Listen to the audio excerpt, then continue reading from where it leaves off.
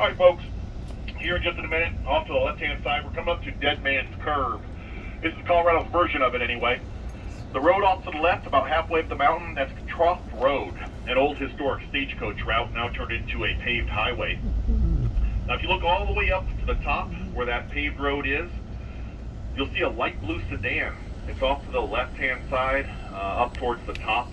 It actually got hung up there and has been up there for quite a few years. You'll see that light blue sedan, and then right around tree line there's a bright orange Super Bee that really sticks out.